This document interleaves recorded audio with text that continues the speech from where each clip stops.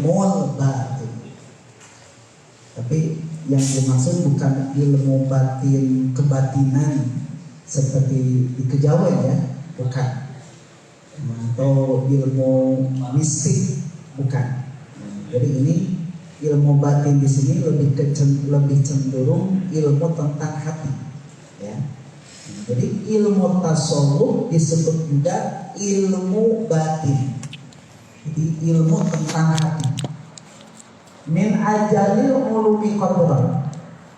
Jadi ini termasuk ilmu yang sangat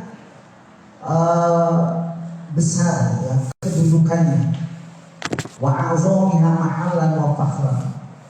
Wa asnaha syamsan wa badra. Jadi sangat tinggi sekali kedudukan daripada ilmu tasawuf. Nah, karena ilmu tasawuf ini adalah penjabaran dari ihsan seperti yang dikemukakan di dalam hadis Jibril, di mana pada saat itu Nabi sedang berkumpul dengan para sahabat, lalu datang salah seorang laki-laki yang tampan, ya, berpakaian serba putih, bercahaya, dan tidak diketahui dari mana dia datang, dan dia tidak diketahui apakah dia itu sudah berjalan jauh. Nah, tidak diketahui. Ibu-ibu kesjerat ayat dirinya cek saudara. Dan laki-laki itu bertanya kepada Rasulullah Sallallahu Alaihi Wasallam dari mulai pertama mal Islam, apa itu Islam, apa itu iman, lalu sampai apa itu ihsan. Itu dijawab oleh Rasulullah Sallallahu Alaihi Wasallam, apa itu Islam, apa itu iman, termasuk ihsan. Ihsan itu dijawab oleh Rasulullah, anta'budallaha ka'annaka tarahu fa illam takun tarahu fa'innahu yarahu. Jadi ihsan itu adalah engkau beribadah kepada Allah seakan-akan engkau melihat Allah. Tapi jika kamu tidak melihat Allah, maka sesungguhnya Allah melihat kamu. Jadi ini tingkatan sebenarnya yang sangat tinggi sekali. Nah, oleh para ulama dijabarkan ketika malaikat Jibril bertanya tentang Islam, maka itu dijabarkan oleh para ulama itu dengan ilmu fikih. Lalu ketika malaikat Jibril bertanya tentang apa itu iman, kemudian dijawab oleh Rasulullah, iman itu rukun iman yang 6. Oleh para ulama dijabarkan menjadi ilmu tauhid. Nah, lalu kemudian ada yang ketiga. Ketika ditanya apa itu ihsan, nah oleh para ulama dijabarkan ihsan itu adalah ilmu tasawuf. Nah, jadi kalau melihat dari hadis Jibril, ternyata ilmu tasawuf itu tidak bisa dilepaskan daripada ilmu tauhid, ilmu fikih, dan ilmu tasawuf. Maka ada 3 ilmu, saudara-saudara, yang wajib dipelajari oleh umat Islam. 1, ilmu tauhid, itu untuk membenahi akidah. Yang kedua, ilmu fikih, itu untuk membenahi ibadah. Dan yang ketiga, yaitu ilmu tasawuf, itu untuk membenahi adalah hati manusia. Jadi ini sangat erat sekali ya kajian antara ilmu fikih, ilmu tauhid, dan ilmu tasawuf. Nah, maka ilmu tasawuf ini adalah ilmu yang sangat penting.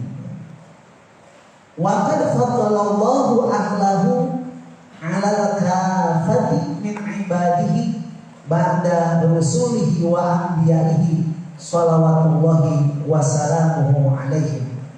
Dan Allah sudah memberikan keistimewaan kepada ahli-ahli tasawuf atas hamba-hamba Allah yang lainnya setelah para utusan dan para nabinya.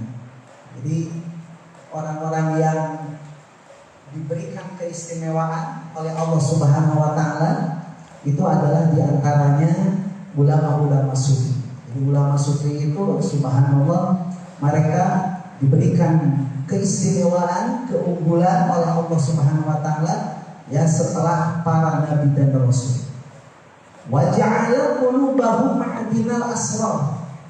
Allah jadikan pada hati ulama-ulama sufi atau ahli-ahli tasawuf itu ma'dinal asrar, sumber rahasia. Jadi seorang sufi ya, atau ulama-ulama yang mengamalkan ya, ilmu tasawuf itu hatinya itu menjadi ma'dinal asrar. Ma'dinal asrar itu apa? Sumber rahasia. Nah, maka ada yang kita kenal mungkin ilmu laduni. Pernah dengar ilmu laduni? Apa itu ilmu laduni? Ilmu yang memang langsung dari Allah, tidak dipelajari terlebih dahulu. Nah, dia langsung mengerti. Nah, itu ulama-ulama sufi itu ya, kita contohlah seperti Imam Abu Hamid Muhammad bin Muhammad Al-Ghazali dengan kitab fenomenalnya yaitu kitab Ihya Ulumuddin. Itu adalah laduni, termasuk hikamnya Syaikhul apabila asalkan dari subhanallah. Itu semua adalah hasil-hasil daripada laduni, bukan mengarang gitu kan, direnungkan tidak. Apalagi saya merasakan dari dengan hikmah-hikmahnya itu muncul secara spontanitas. Jadi tidak disusun dulu, tidak. Nah, itulah ilmu-ilmu laduni. Jadi ulama-ulama sufi itu ya, jadi di dalam hati mereka itu sudah banyak sekali rahasia-rahasia. Nah, maka di situ kita mengetahui nanti di dalam ajaran tasawuf itu ada yang disebut dengan mukasyafah. Jadi mukasyafah itu terkuatnya rahasia. Jadi ulama-ulama sufi itu luar biasa sekali. Jadi dia bisa melihat, bisa membaca hati seseorang, ya. Terus juga dia bisa memprediksi sesuatu yang akan terjadi. Dan nanti ulama sufi itu yang sudah benar-benar memiliki makom tertentu, itu kadang-kadang dia bisa melihat sesuatu yang akan terjadi. Nah, itulah ulama-ulama sufi. Jadi ini oleh Allah diberikan karunia. Wa tasawu min bainil ummah bi tawali'il anwar. Allah memberikan keistimewaan kepada ulama-ulama sufi itu bi tawali'il anwar. Jadi dengan cahaya yang sangat terang di dalam hatinya. Fahum al-ghiyasu lil khalqi. Mereka ulama sufi itu menjadi al-ghiyasu lil khalqi, penolong bagi makhluk. Ya, jadi jangan dikira. Jadi ulama-ulama sufi itu mereka itu tidak egois. Ya, tidak mementingkan diri sendiri. Kita lihat di dalam doa-doa mereka itu selalu bagaimana agar umat ini selalu ada di dalam keselamatan, di dalam keberkahan. Wadairuna fi umumi ahwalihim ma'al. Dan ulama-ulama sufi itu mereka beredar, mereka berperan, bergaul pada umumnya keadaan mereka ma'al haqi, bersama yaitu Allah Subhanahu wa ta'ala. Jadi orang-orang sufi itu setiap saat dia selalu bersama atau connect, ya, nyambung dengan Allah Subhanahu wa ta'ala. Jadi inilah salah satu ciri khas seorang ulama sufi itu, hatinya itu tidak pernah lepas daripada Allah Subhanahu wa ta'ala. Hanya kalau kita kan kadang-kadang bisa connect dengan Allah, kapan kita bisa connect dengan Allah? Ya? Nah, biasa kita lagi sholat kan, lagi sholat itu pun ketika takbir Allah masih ingat ke Allah tuh. Selesai takbir, ya, baca ini wajahku, itu sudah mulai kita mengembara ke sana ke sini tuh. Ya, ini sudah mulai ingat kemana-mana. Nah, itu berarti kita tuh sudah lepas. Nah, ulama sufi itu setiap saat, jangankan ketika sedang sholat, ketika di luar sholat pun dia harus selalu connect, nyambung, wusul dengan Allah Subhanahu wa Ta'ala. Nah inilah nanti yang akan dicapai dalam ilmu tasawuf. Jadi sangat dasar sekali. Jadi ketika seseorang itu selalu zikir kepada Allah, ya, gimana kan kalau kita kan diperintah oleh Allah untuk apa? Untuk selalu zikir kepada Allah. Ada ayatnya nggak? Kita disuruh zikir kepada Allah. Mana ayatnya? Masih ingat nggak? Idza tuqim Wadhkuruni fadhkurukum. Fadhkuruni ashkurukum. Wadhkuruni, ingatlah kalian kepadaku. Nah di situ kan udhkur itu fi'il apa ya? Amr. Fi'il amr. Nah itu berarti diperintah. Wajib kita ini harus ingat Allah. Wajib kita harus mikir, harus ingat kepada Allah.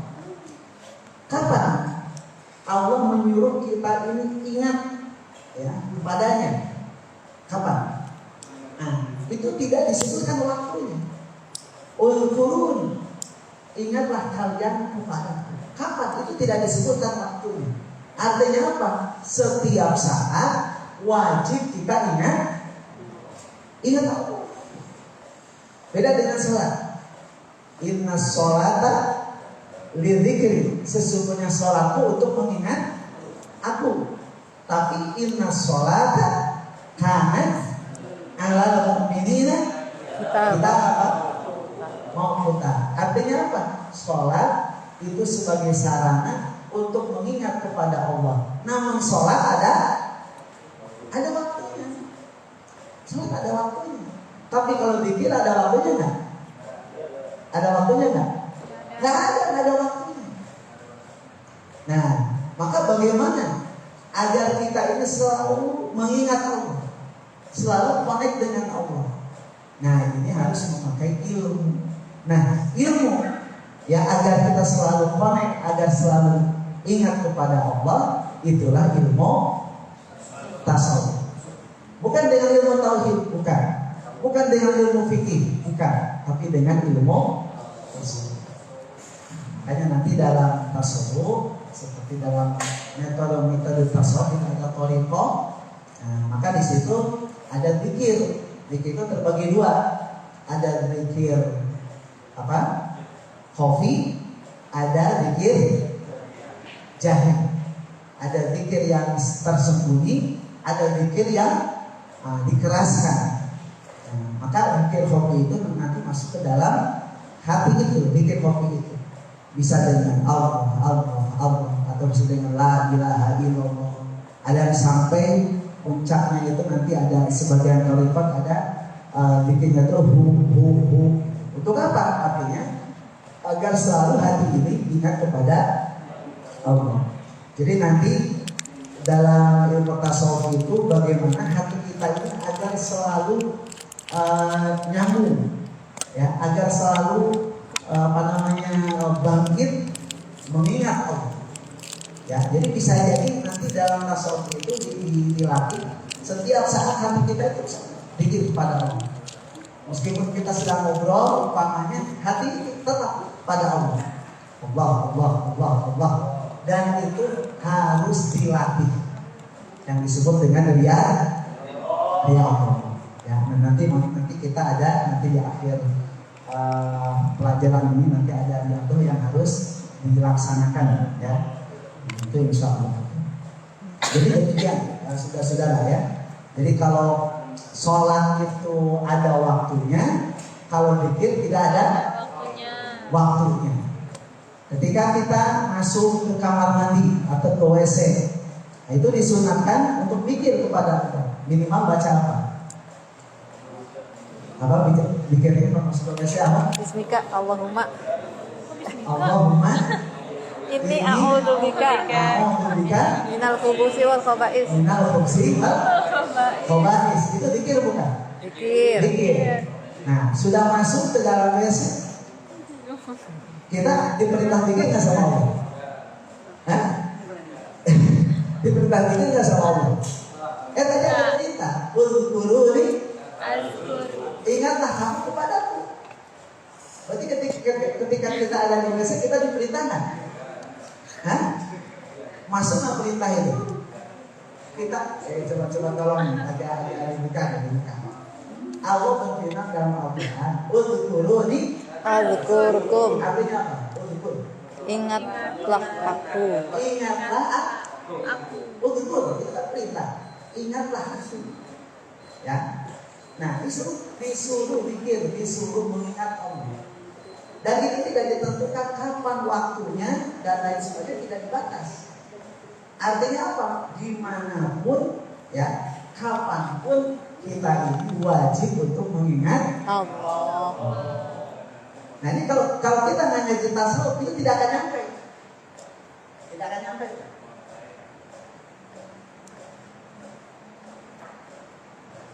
Jadi yang namanya zikir itu kalau mengaji tasawuf, pokoknya asal dipanggil oleh tetangga, ada yang bilang, ada yang syukuran, la ilallah. Itu aja kalau buat zikir. Ya, kalau nggak ada yang manggil, udah nggak zikir. Nah, ini kesalahan itu, ya. Nah, padahal subhanallah. Jadi ternyata kita ini wajib untuk mengingat Allah dimanapun, kapanpun, ya. Kita harus mengingat Allah.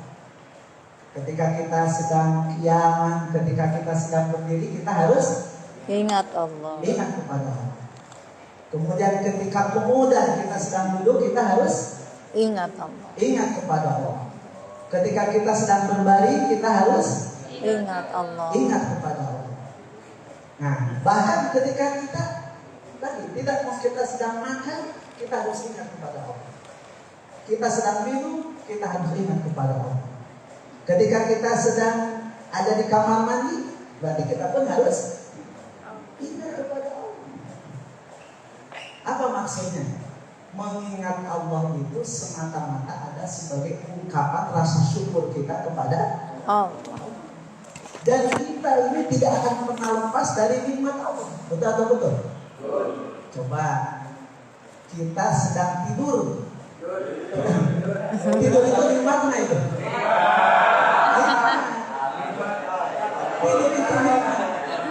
Nah, kalau tidur itu nikmat, berarti kita harus syukur. Syukurnya dengan cara apa? Ya, dengan zikir kepada Allah. Subhanallah. Nah, makanya kita zikir. Nah, kita kan sedang tidur ini kan kita sedang ingat Allah betul. Jadi kita makanya dicontohkan oleh Rasulullah SAW. Ketika kita mau tidur, kita harus berdoa dulu. Bismillahirrahmanirrahim. Ahya wa bismika. Itu minimal bikin seperti itu. Agar kita tidur dianggap kita sedang zikir kepada Allah. Terus kita, ya, umpamanya kita masuk ke kamar mandi. Ketika kita ada di kamar mandi, kita mandi segar, itu nikmat bukan? Nikmat. Nah, berarti itu kita harus zikir kepada Allah. Termasuk dengan hujud. Apa hujud? Hujud nikmat. Ini subhanallah. Sampai ada orang berhubungan dengan hujud itu nikmat itu. Maka itu harus berpikir ingat kepada Allah. Nah, ini kalau belajar tasawuf kita bingung kita di kamar mandi harus zikir kepada Allah. Sedangkan kalau di kamar mandi bisa di kamar mandi atau di WC baca zikir la ilaha illallah. Itu sudah sekolah ada. Ya, itu sudah nggak sopan, nggak boleh di kamar mandi bisa kita zikir la ilaha illallah atau lagi ngarujul la ilaha illallah. Itu nggak boleh. Harus ada ilmunya. Apa ilmunya? Ilmu tasawuf. Nah, dengan ilmu tasawuf, maka mulut kita jangan mengucapkan apa-apa, tapi hati kita selalu ingat kepada Allah. Apa? Ketika kita sedang di kamar mandi, kita lagi ngambil air, kita gosok-gosok, hati kita terus dengan Allah. Nah, itulah salah satu daripada keistimewaan ilmu tasawuf. Nah, ngaji tasawuf kita tidak akan terbuka. Bagaimana udhkuruni, ingatlah kalian kepada aku. Sedangkan di situ tidak ditentukan kapannya, waktunya kapan. Artinya berarti yang namanya manusia dimanapun mereka berada, dalam kondisi apapun wajib untuk ingat kepada Allah. Nah itulah nanti yang akan dikaji di dalam tasawuf. Makanya orang tasawuf itu subhanallah, jadi hatinya tidak akan pernah meleng. Nah, bisa jadi ngobrol dengan orang, lihat sesuatu, tapi hatinya tetap mikir kepada Allah. Nah itulah keistimewaan orang-orang yang namanya, apalagi sudah makrifat ya. Kita sudah makrifat itu ya, subhanallah. Jadi pandangannya itu, pendengarannya itu semua akan selalu mengingatkan kepada. Oke, bisa ditangkap nih kira-kira ya. Anda harus bisa menangkap. Jadi meskipun tidak semua dibaca, jadi salah satu daripada ajaran tasawuf itu adalah kita harus selalu ingat kepada Allah. Dan itu puncaknya ketika kita melihat apapun ya, itu yang akan muncul ada tajalli nanti. Itu tajalli. Jadi yang kelihatan itu bukan makhluk lagi, tapi semua akan mengarah kepada keagungan Allah. Jadi makanya lihat sesuatu kembali kepada Allah. Lihat sesuatu kembali kepada Allah. Dan itu semua akan nyaman ya, akan tentram hidup ini. Kenapa? Karena kita selalu mengaitkan segala sesuatunya kepada satu zat yang menjadi sebab adanya alam semesta ini. Dan bahagia ya, bahagia dan tidaknya seseorang itu nanti sejauh mana dia bisa lebih mendekat kepada Allah. Lebih dekat dengan Allah akan muncul kenyamanan, ketentraman. Jauh daripada Allah akan muncul keresahan dalam hidup ini. Kemudian wayang bagi likulli man yuridu ta'allumah. Jadi bagi orang yang ingin mempelajari ilmu tasawuf, ya hendaklah dia mengkaji terlebih dahulu mabadi atau prinsip-prinsip ilmu tasawuf. Nah, yang pertama dijelaskan di sini bahwa tasawuf ini memang para ulama berbeda pendapat dari asal kata tasawuf itu. Ya, ada yang mengatakan bahwa tasawuf itu diambil dari kata suf, ya, jadi bulu domba atau wol. Karena memang dulu ya, jadi ada ulama-ulama termasuk sahabat yang hidupnya itu dengan penuh kesederhanaan, mereka memakai dalam kesehariannya memakai baju wol atau bulu ya, kain yang terbuat dari bulu domba wol, dan itu mereka ahli ibadah. Nah jadi untuk terakhir orang yang ibadah, orang yang ahli ibadah, orang yang penuh kesederhanaan, menjauhi sifat-sifat duniawi, nah maka dinisbatkan kepada adalah ahli tasawuf itu. Nah kemudian ada juga yang mengambil bahwa tasawuf itu diambil dari kata sok. Sok itu artinya apa? Barisan, ya, barisan. Jadi diharapkan orang-orang sufi ini, orang-orang yang ahli ibadah menjadi barisan pertama di hadapan Allah Subhanahu wa Ta'ala. Ada juga yang mengambil dari kata supa. Supa itu apa namanya? Emper Nabi, emper Masjid Nabawi.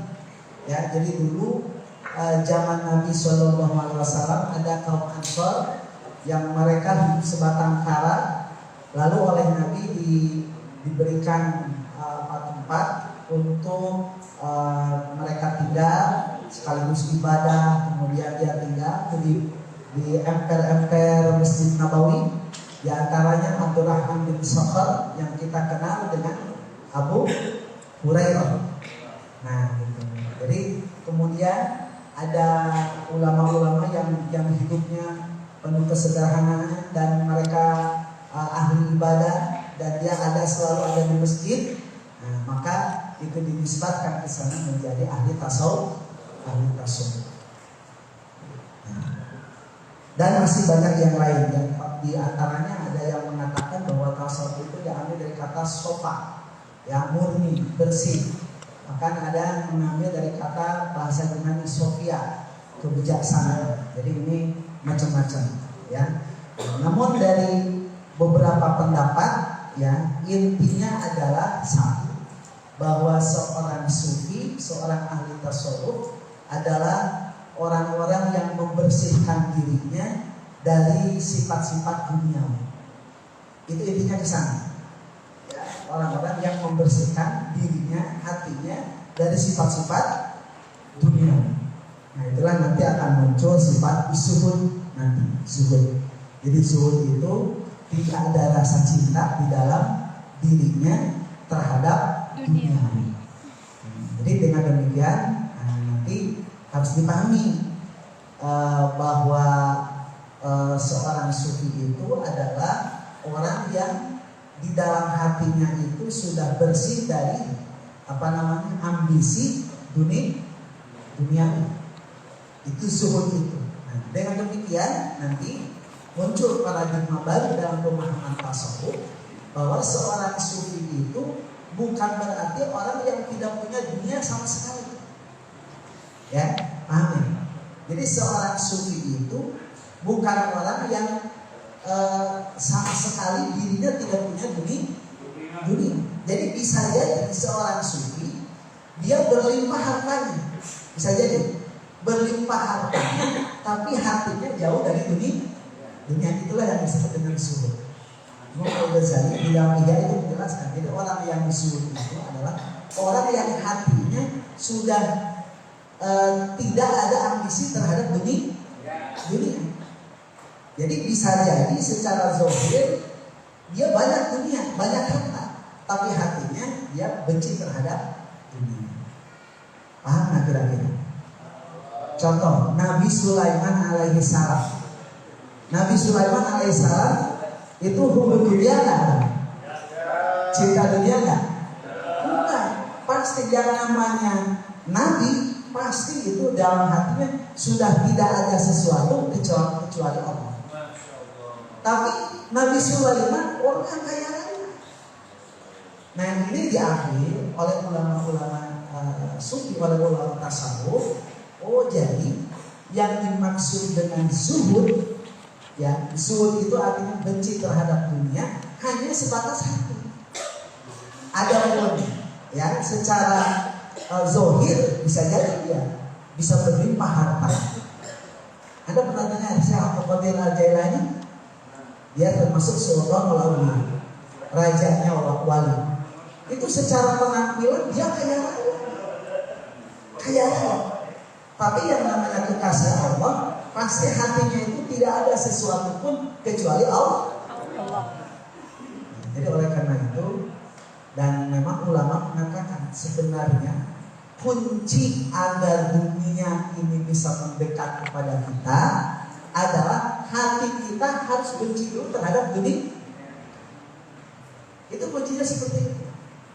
Kalau kita pengen dunia ini datang kepada kita, maka kita harus zuhud. Artinya hati kita harus benci terhadap dunia. Kalau hati kita sudah benci terhadap dunia, tidak ambisi terhadap dunia, insya Allah itu dunia akan datang nyamperin ke kita. Itu rumusnya seperti itu. Nah, pernah sakit kan? Pernah sakit di rumah sakit, ada yang pernah dirawat? Akhwatnya ada yang pernah dirawat? Oh, pernah? Di mana teh? Saya. Di mana? Di mana? Tapi pernah dirawat di rumah sakit apa? Pernah. Ada yang ngomong nggak? Banyak. Banyak. Bawa makanan nggak? Uang, makanan. Nah, contoh seperti itu. Ketika orang sedang sakit, ya, sebenarnya yang dibutuhkan oleh orang sakit itu apa? Uang atau sembuh? Sembuh. Apa yang datang bawa uang? Menghibur. Padahal kita kan sebenarnya Meskipun yang datang itu tidak bawa apa-apa, yang penting agar dia bisa mendoakan kita agar sudah cukup sebenarnya.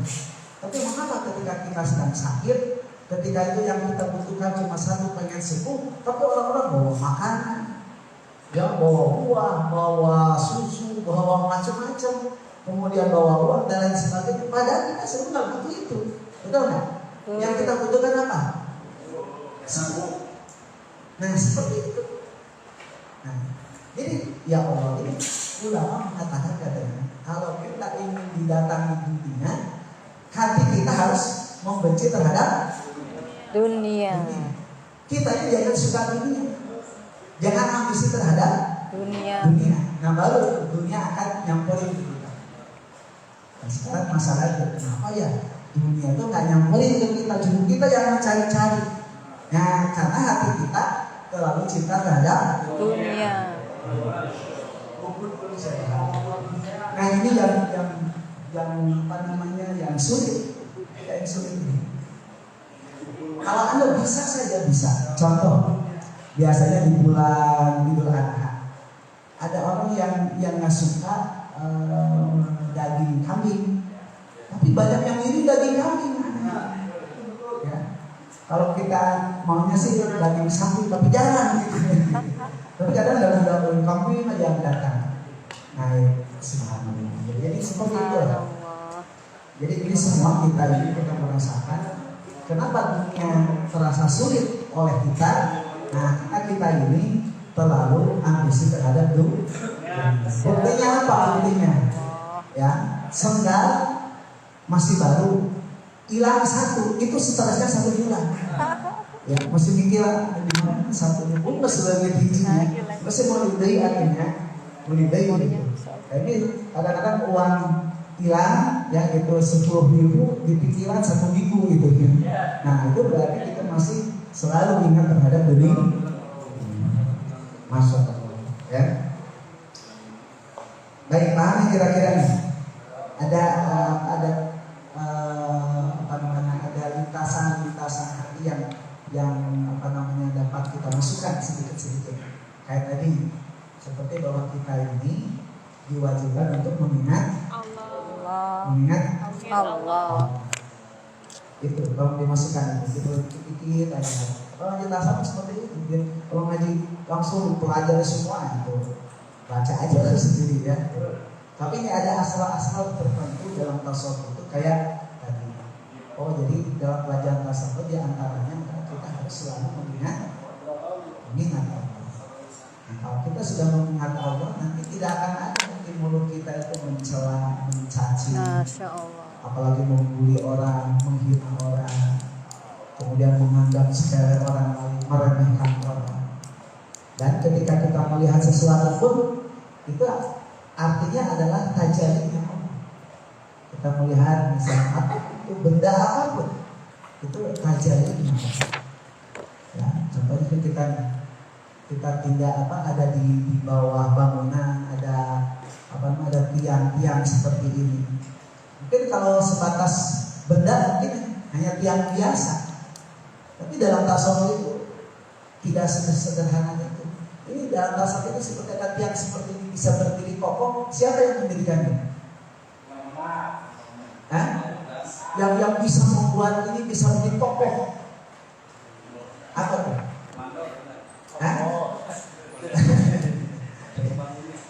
Contohnya kita jangan jauh-jauh, kita aja lah, kita bisa duduk seperti ini, kita bisa berkedip seperti ini. Coba kita semuanya, siapa yang menggerakkan ini semua? Allah. Anda duduk bisa enak, bahkan Anda bisa ngantuk. Masya Allah.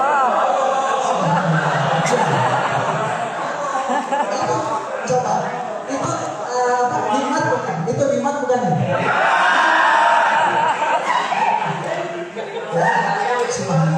Nah, jadi bagi seorang sufi, ketika dia sedang bilang alhamdulillah, dan kita yang memandangnya pun itu akan mengapresiasi gitu ya. Oh, kita lihat kadang-kadang sedang tidur, ada sedang ngantuk, subhanallah ya Allah, ternyata itu nikmat dariku ya Allah. Itu. Masya Allah.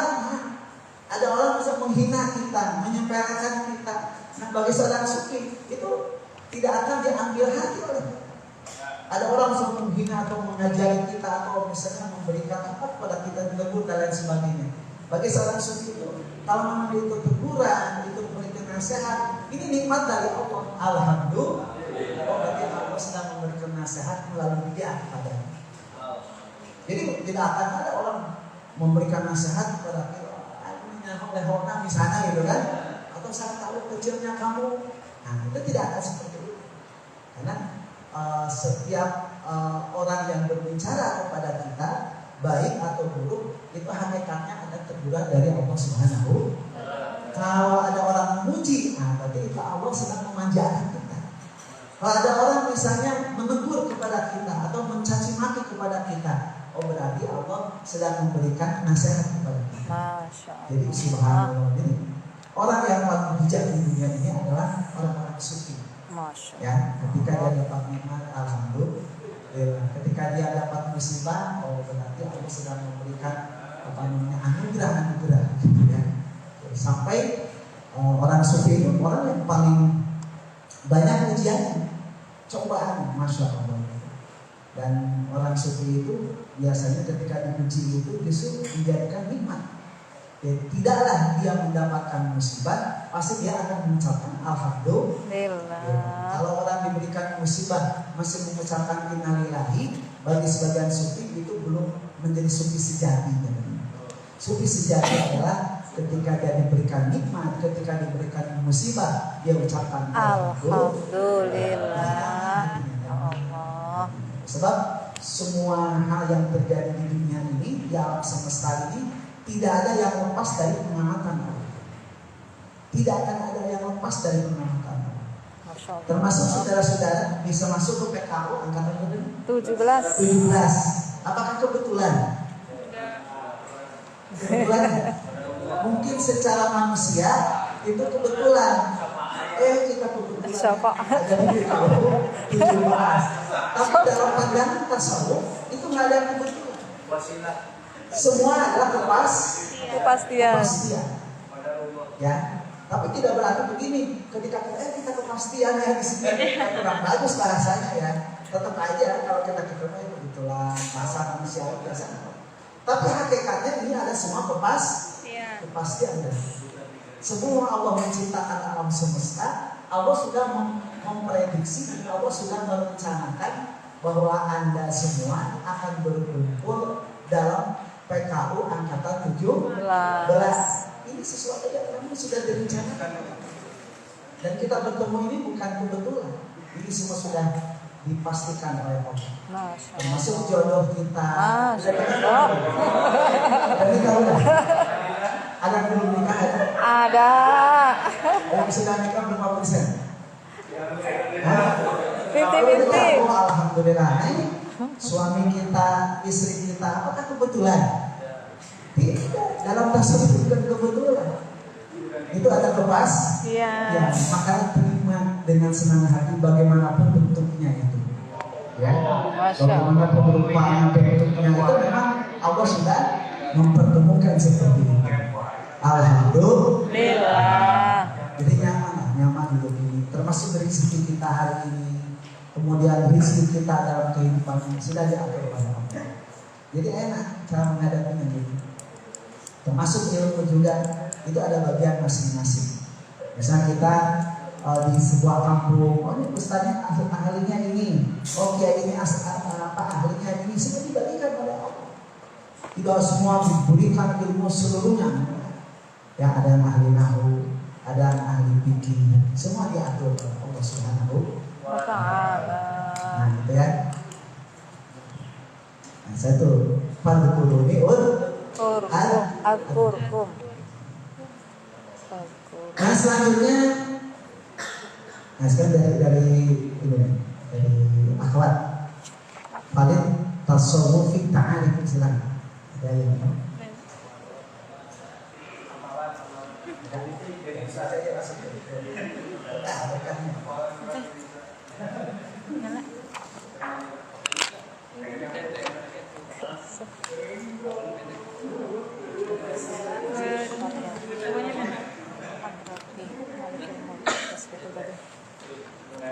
Oh maju.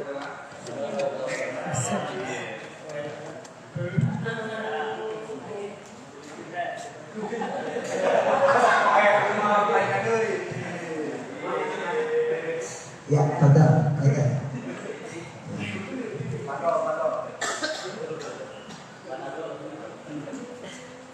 Ya. Valid tasawufi. Farid tasawufi ta'arifun kasiratun Ya, balaghatil balagatil alfain. alfaini min bainiha.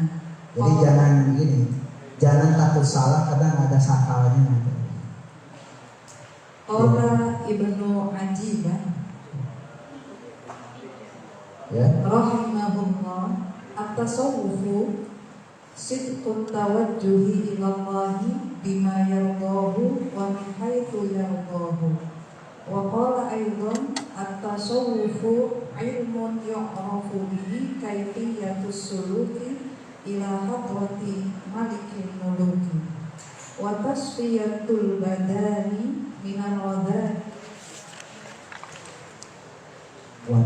minal wadaili wa tahliyatuha bi anwa'il fadaili fa awwaluhu ilmun wa awsatuhu amalun wa akhiruhu mawhibatun wa laqad kadat kutubut tasawufi tajma'u ala annahu sidqut tawajjuhi al-masyruti biridallahi subhanahu wa ta'ala.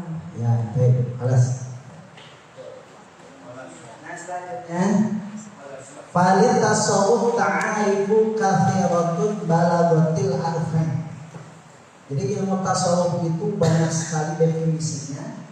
Bahkan ulama ada yang mencatat sampai 2000. Ini definisi daripada ilmu tasawuf. Subhanallah. Jadi dari definisi yang sangat banyak ini menunjukkan begitu besarnya, begitu agungnya ilmu tasawuf. Di antaranya Ibnu Ajibah mengatakan at-tasawuf sidqut tawajjuh ila Allah. Jadi tasawuf itu sidqut tawajjuh. Jadi kesungguhan menghadap kepada Allah.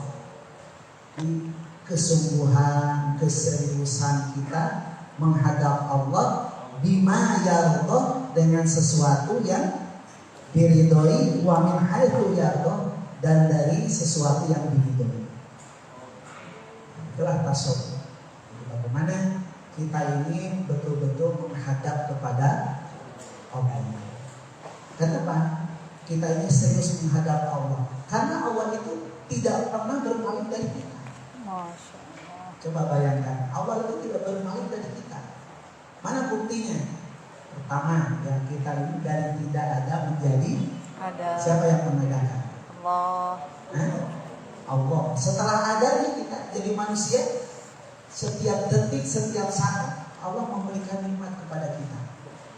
Ya, dari mulai penglihatan, pendengaran, penciuman, perasaan, kemudian di dalam perut kita terus menggiling, ya, kemudian hati kita, detak jantung kita, itu semua sebagai bentuk bahwa Allah ini ada menghadap kepada kita, mengarah kepada kita. Kita ini selalu diperhatikan oleh Allah. Coba kalau kita tidak diperhatikan oleh Allah, misalnya Allah sudah tidak memperhatikan kita, berarti kalau kita sudah tidak diperhatikan oleh Allah, bagaimana jadinya kita ini? Betul atau betul? Betul.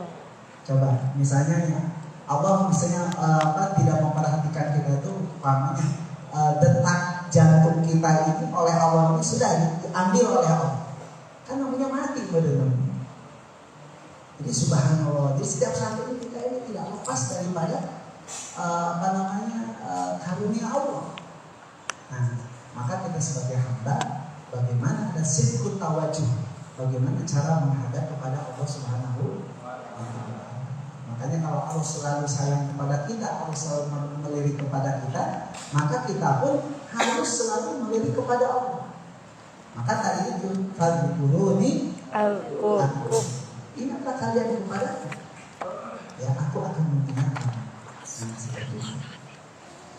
Kemudian at-tasawuf ilmun yu'rafu bihi kaifiyatus suluk.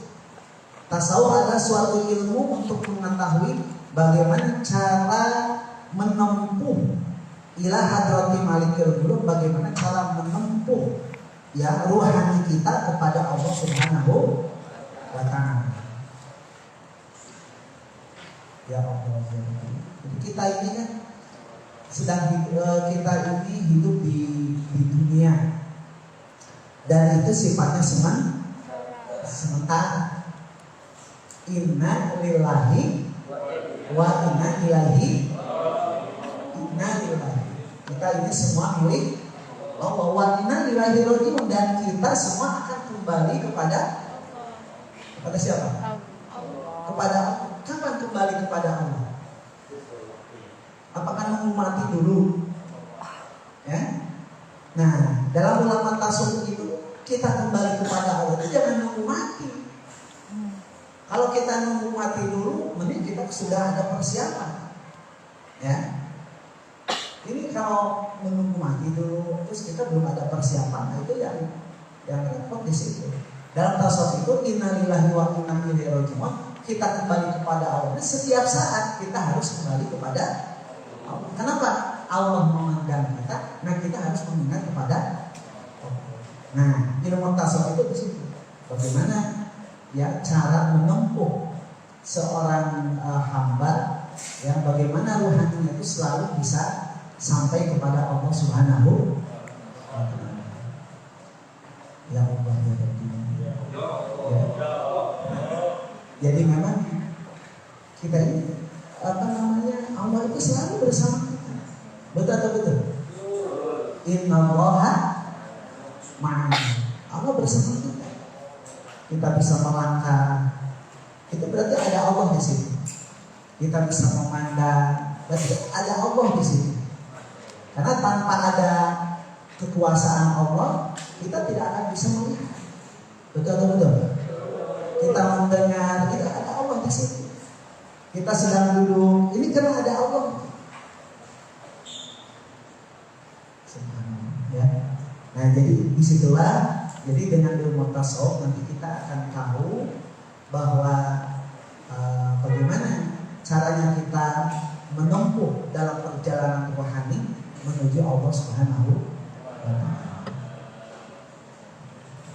Nah, jadi akan sekali lagi, jadi ada nanti akan dirasakan dalam rohani kita begitu nikmat, nyaman ketika kita yang merasa kita ini disertai oleh Allah Subhanahu wa ta'ala.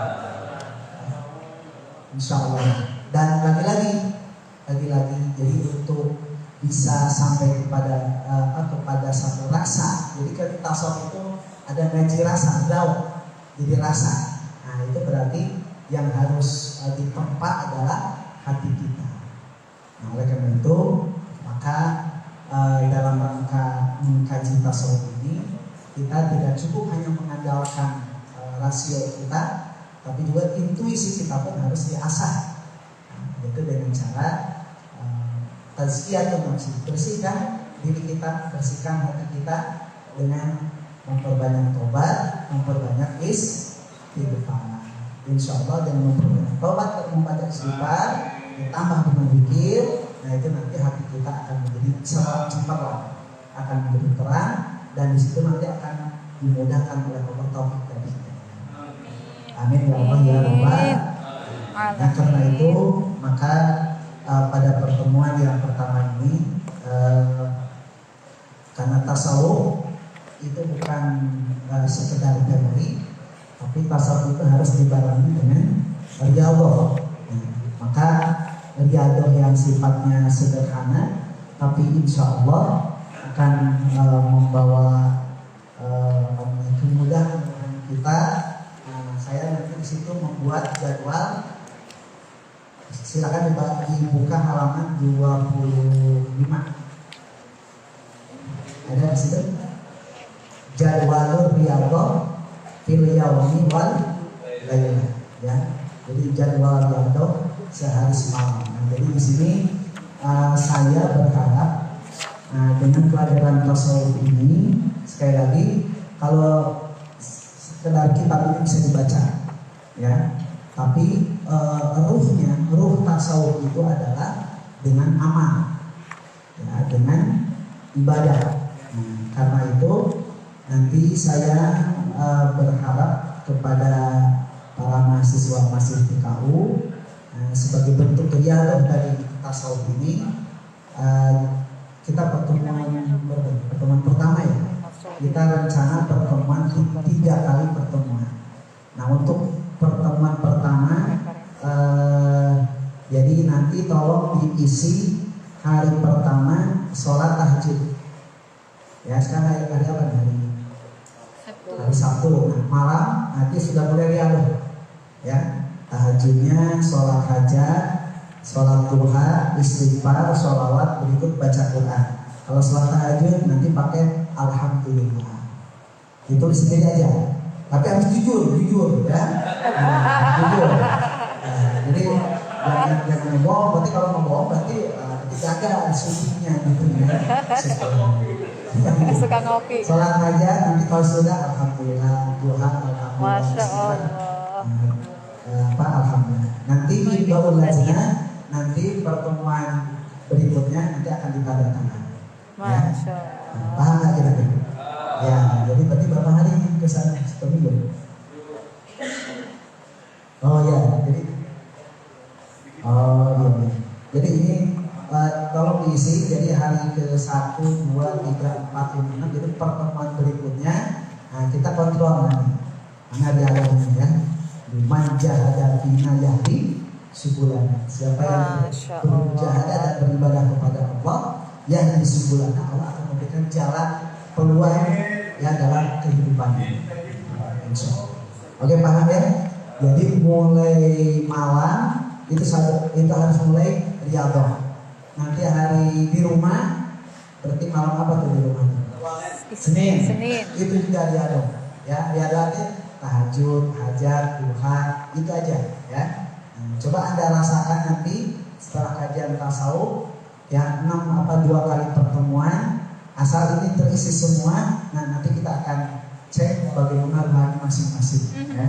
Insyaallah. Apakah mungkin ada ketenangan? Apakah mungkin pusing? Berarti kalau ada musuh kita ada salah gitu. Kurang tidur. Kita lihat, ya. Oke, paham, ya? Nah, jadi sekali lagi tolong yang saya sampaikan tidak mesti dalam bentuk teks, tapi apa yang saya sampaikan tadi ada yang harus digarisbawahi, kayak tadi itu guru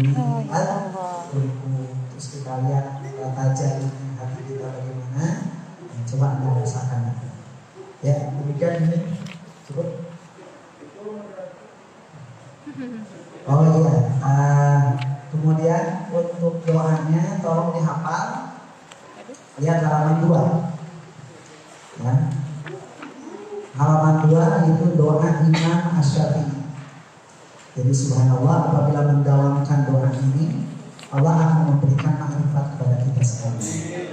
Ya, Bismillahirrahmanirrahim. Bismillahirrahmanirrahim. Allahumma nun alaina. Allahumma mamnun alaina. Bisofa'il ma'rifah. Bisofa'il ma'rifah. Wahab lana. Wahab lana. Tasbihal mu'amalah. Tas'ihal mu'amalah. Fima bainana wa bainaka ala sunnah. Fima bainana wa bainaka ala sunnah. Warzuqna sidqat tawakkul. Warzuqna sidqatat tawakkul. Wa husnal dhanni bik.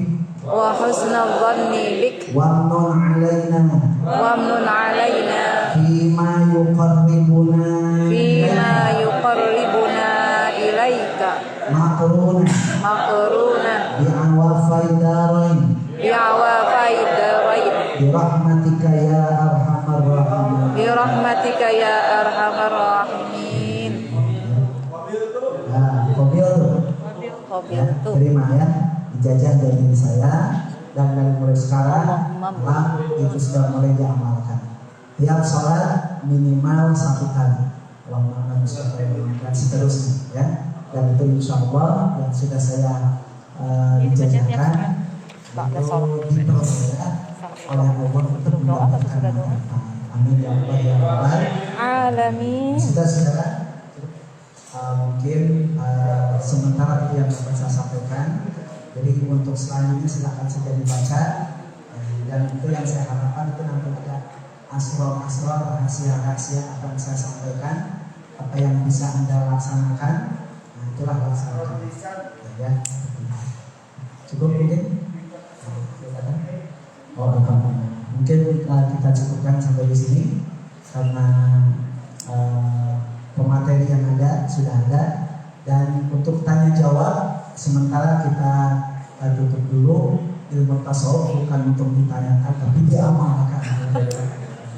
Mungkin demikian yang dapat saya sampaikan. Kalau nanti ada pertanyaan silakan aja nanti ditulis, nanti insya Allah pada pertemuan berikutnya akan kita bahas nanti. Demikian ada yang bermanfaat. Wassalamualaikum warahmatullahi wabarakatuh. Waalaikumsalam warahmatullahi wabarakatuh. Waalaikumsalam warahmatullahi wabarakatuh. Kami ucapkan terima kasih kepada guru kita semua yang menyampaikan ilmu-ilmunya. Mudah-mudahan apa yang disampaikan oleh beliau bermanfaat untuk kita semua, dan mudah-mudahan bisa mendekatkan diri kita kepada Allah Subhanahu wa Ta'ala, dan bisa lebih khusyuk dalam melaksanakan ibadah kepada Allah Subhanahu wa Ta'ala. Dari saya semoga, mohon maaf apabila ada kata-kata yang kurang berkenan. Tutup dengan salam. Assalamualaikum warahmatullahi wabarakatuh. Waalaikumsalam warahmatullahi wabarakatuh.